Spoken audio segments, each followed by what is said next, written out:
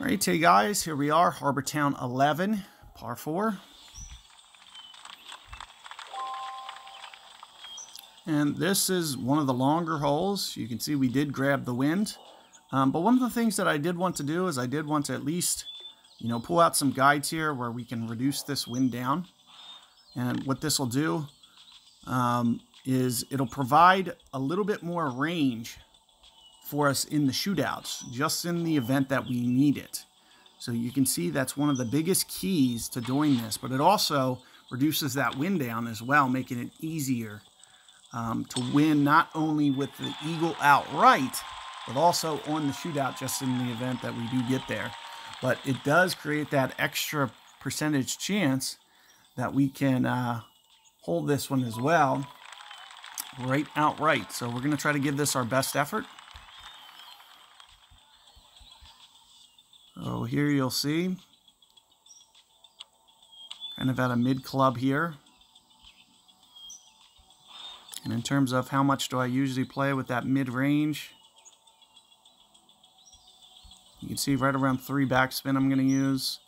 Mid range I'll typically use maybe 1.5-ish per ring, maybe a little bit less. So just more than 3 rings here.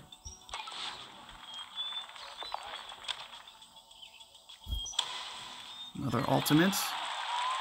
You can see it's coming in, not quite enough. So I did over adjust there, but you can see the wind reduction down. It makes it come, you can really control it just a little bit easier. You don't have to worry about that secondary effect really pushing quite as much. So if I would have just been a little bit lighter, and if this didn't have the power extension ball, I wouldn't have went that many rings.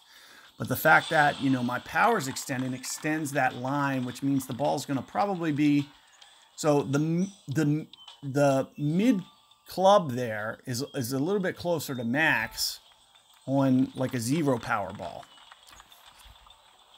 Now, this isn't one that we really need this extension, but it's going to come in helpful because you can see now this line is changing, which is going to make this shot easier for us. So here you can see with what I'm doing with the spin, we don't want to crank it up too high because then it won't roll out. So you can see with what I'm doing, and all we're going to need here is a perfect ball to win. And I'll typically go right around 2 rings. So you'll see I'm doing enough that I can just pull to the maximum line.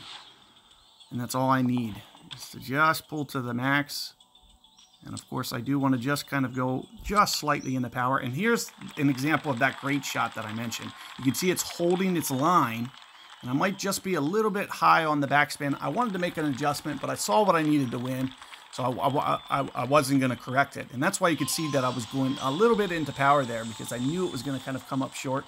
I wanted to adjust that spin, but when I saw the shootout shot already, I didn't make that tweak. But I wanted to switch that back to 4, because I knew into a headwind, the ball's not going to roll out past the guide really. So at that full range there, I know wherever my guide is, it's just going to kind of stop. So, that's one of the things that you want to consider. But as you can see, easy to pick that one up. Here's our pin chest. Just going to go ahead and clear that and out. But good luck with that one, guys, and I'll see you guys on the next hole.